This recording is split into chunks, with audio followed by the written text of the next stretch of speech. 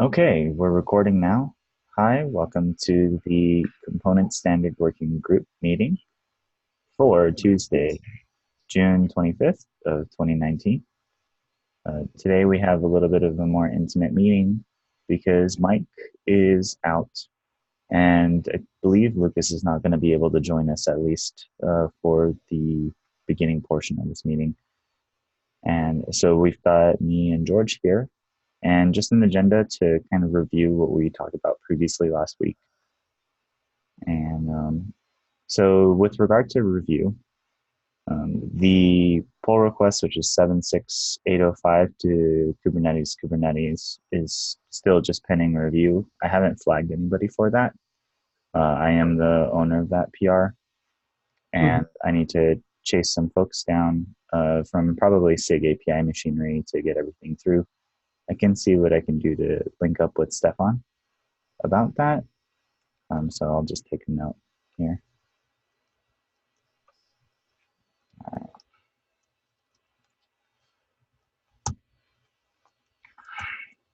Stefan, it's about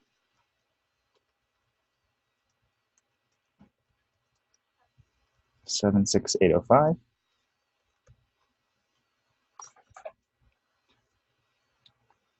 And then with regard to the kube controller manager config kep for, oh, I linked this up to the wrong thing. Never mind. So here, let me share my screen to show what we're talking about. Can you see my screen, George? Yes. Yeah, I made a mistake this morning when I was reading through a kep. So I'm going to go undo that. This is kube. So this is the kube proxy kep, which Rusty did write up. But for some reason, this note is incorrect. This is not the kube controller manager kep. He's working on the kube proxy kep. As far as the KCM kep, we should likely take a look just to see if we've got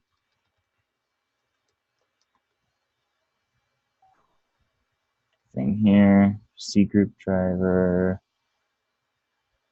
Oh, that's kind of nice. That could be very useful. Akihiro What's the Suda. what's the PR of the what's the number of the PR? It's 1084. 1084. It's not related immediately to this SIG, but I'm just very interested in this rootless work. Akihiro Suda is a contributor from long time, has been contributing a long time to like the Moby project. And before it was Moby, Docker, Runc. Cool. And his kind of esoteric interest is getting everything to run in user namespaces, so that you don't need root to do containers. And I'm actually really struggling on a personal project for this C group stuff right now. That's actually relevant to my interests. But here's Cloud Controller Manager, migration. Yeah, we don't have a kep for the KCM. I don't think here. The only thing in the meeting notes that I've seen is the link to the doc, but even in the doc, it doesn't have any mention of an open PR. Which portion of the meeting notes? Oh, the kube controller manager config here. Yeah. One. Yeah, I believe this is what Lucas and Stefan started. Yeah, so that's correct. Rusty was working on the kube proxy v1 beta 1 kep, and then this serialization proposal was something that Lucas and Stefan wrote at KubeCon. So that makes sense. which means I believe that the edit that I just made to last week's agenda is actually correct. I think we just typoed that this is actually supposed to be kube-proxy. Okay. So I did leave a small action item here, which is that, or it was really a response to something Rossi left in the document, is that we already do have an issue for this action required step right here. Lucas opened it up in January. And if we tag it with a milestone, we should be able to list it as completed here. Okay. Do you happen to be a member of the Kubernetes org already, George? Yes. Yeah. So honestly, I mean, if you want to go do something related to the project, you could follow up there, hop to the issue, tag it with a milestone, and then you could even, I don't know, you even send Rusty a PR to change that line, or just leave one of those comments that allows you to change things here. And that Okay. could be a thing if you would want to do that. Yeah, absolutely. Okay, here, I'll just leave it in the notes that you'll do that. So, we'll tag milestone on issue and update, or I'll just say comment on get. Okay. Cool. So there's that. And then you said last week that you had kind of read through this KEP already, or was it a different one? I read through the. I've been going through the kube-proxy. I went down the rabbit hole to try to actually understand most of it. Other than that, I've been also catching up on the Codec Factory PR that you have open. Okay. And yeah, that's been my last week. That's been my last week. Perfect. Yeah, that's good to know. Hopefully you can't hear my dog drinking water here. No, actually, I can't. But Okay, good. And I'm always like unsure of how much background noise is coming through. But, so, yeah. So, sorry, you said this KEP and then the Codec Factory options, right? Yeah. Yeah. So the Codec Factory options thing, I think, is pretty ready to go. Except somebody asked for Han from API Machinery asked for a little bit more detailed doc string. Yeah. I'll probably do that today, and then ping them to see if they'll get it in. The context on that is that, yeah, you need to be able to configure the serializers that are part of the Codec Factory. So the Codec Factory gives you ways to like mutate and like read in and output Kubernetes objects in kind of some really simple ways to the user. Yeah. But then we need to construct these serializers in memory in order for that to occur. So that is the basis for a series of PRs that I've split up from a bunch of work that Lucas did. So I have a bunch of local branches, and I've put up some patches, some of which I've closed, that need to depend on the Codec Factory's work. It's primarily to use Codec Factory to test APIs. So, did you see that part? Yeah. Okay. Yes, saw that part. Okay, cool. So I'll just make a note on that.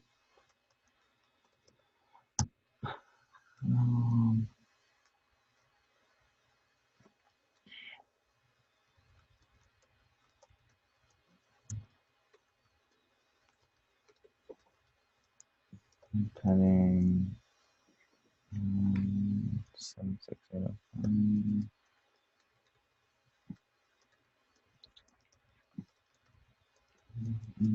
test it.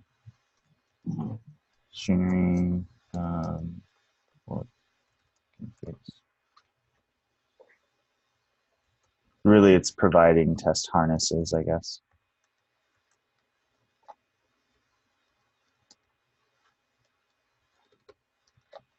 Okay. Pop this off there. And then this will postpone to next available meeting.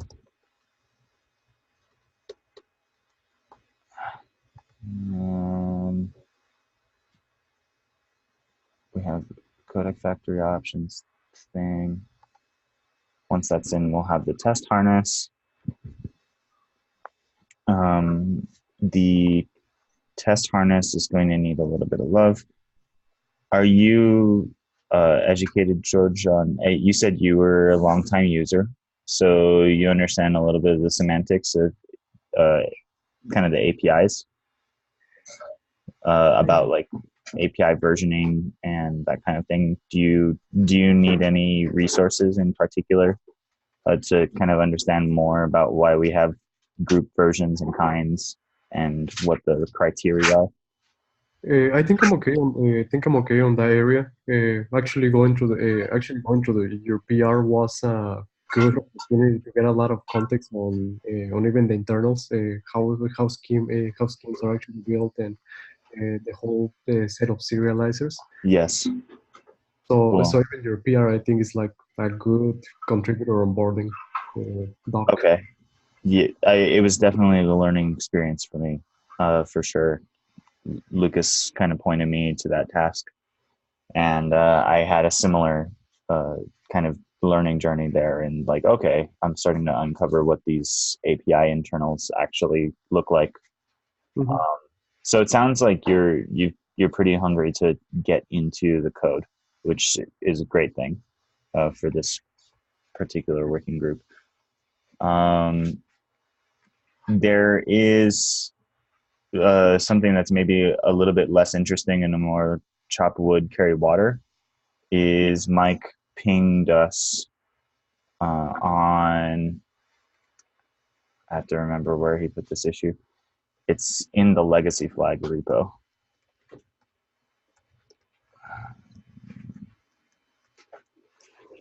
What's the legacy flag repo? There it is. It's actually called like, okay, awesome. I didn't know that existed. Yeah. So we've got this one, prototype examples and existing components. Yeah. So kubeadm and kuproxy. Realistically, I know Mike said that he wasn't going to be able to get to this for a while. Mm-hmm. What's your GitHub handle, George? Alejandro. Actually, when you type Jorge, I'm the second one. That ALE. If you type ALE, I should be like the first one. I just saw my. Do you prefer Jorge over George? Sorry. I'll take either one. Yeah, no, I mean, I'll call you Jorge if that's your name. Sorry, I just was reading it in the English way. And cool. So you this The one. second one. Mm-hmm. Yeah, that one.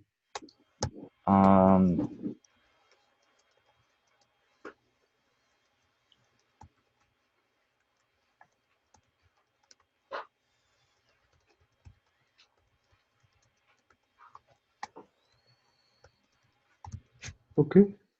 So I'll take that one.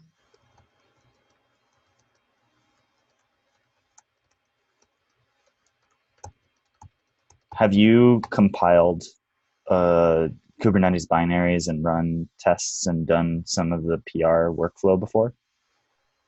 Most of the work that I done is within the end-to-end test framework. So Okay. I get the basic. I done the simple examples with compiling Kubernetes, running a kind cluster, and I know how to compile the end-to-end framework and all that. But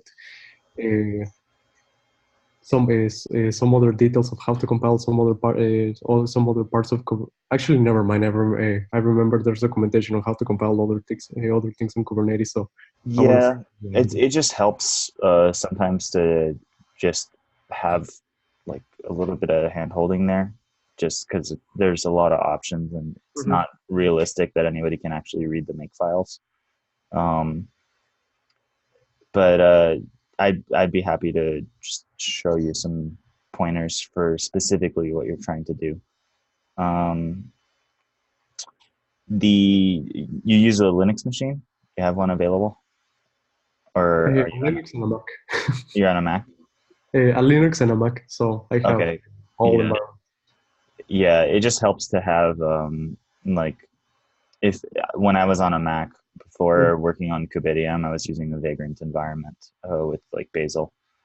And but yeah, I mean, if you have the native Linux machine, then that that can help with your workflow.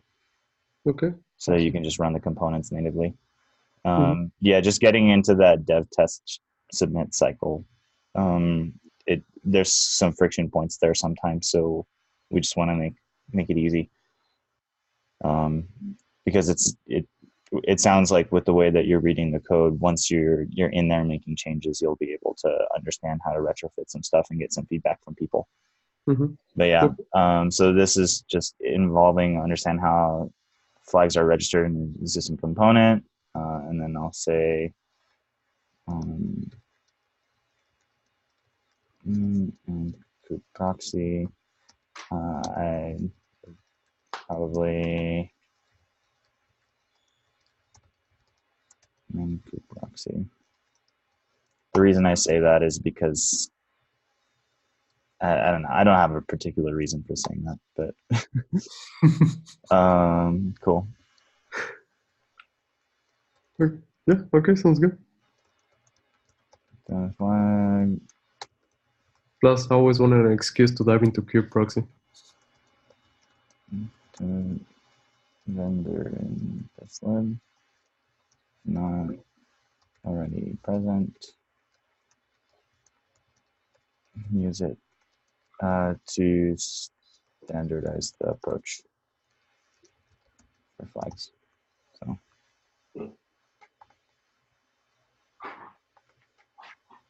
and then I'll link that here. Okay, so Jorge will look at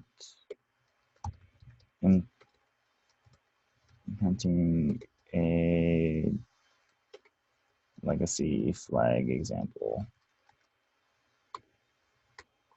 Okay, cool. There's that.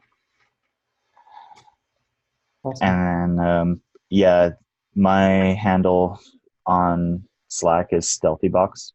Mhm. If just if you decide that the docs are a little confusing, just feel free to ping me, Okay. and I can send you make commands or Bazel commands or whatever you want. Okay. Thank Uh, you so much. yeah, of course. It's pretty like it's a complex project, and I know you've been working, with the test suite and all that already. So it always Mhm. just helps to have somebody who's willing to take a little time. Lucas, was always great like that for me. So and It's an amazing. Yeah, it's super amazing to actually have somebody that will just look at the sit down and listen to you. yeah, I mean, I've found it pretty necessary, to level up and get proficient in areas that I didn't know anything about. It always just helps. So. Yeah. But yeah, and everybody is super welcoming. But I'm happy to personally help out if you choose to reach out. And then yeah, so I'll work on getting the component config stuff in for Codec Factory options, and then the test harnesses. Hmm. If you want to take a look at the legacy flag issue there that I linked in the doc, then I think that Mike would be really happy to have some help in that area. I just haven't been able. Okay. And then we'll have to postpone the contributor onboarding thing to when Lucas is around because I think he wanted to take point on that and Hmm. get pretty involved. I did, I guess, just for the recording, This thing from last week about Lucas stepping away from the project and me taking his place did get enough votes. So we went through the ceremonies to change SIG-YAML and stuff like that. So that all of the automation now recognizes me as the co-chair. And then I updated that here in the front matter, just for the recording's sake. But yeah, Jorge, thank you so much for joining and very consistently coming and taking an interest in the project and getting all of the context necessary to do this deeper code refactoring stuff. It's really quite important area for the longevity of the project, which when we're talking about Kubernetes is going to be basic infrastructure for software in the next few decades. So yeah, absolutely. Thank you so much for your time, and thank you very much for helping me and finding places for me to contribute. Yeah, no, we just, if you want to help, we want to help you. So, all right. Well, I guess that concludes the meeting for Tuesday, June 25th, and we will see everyone next week. Cheers. Cheers. Happy Tuesday. Yep. Let's see. Stop.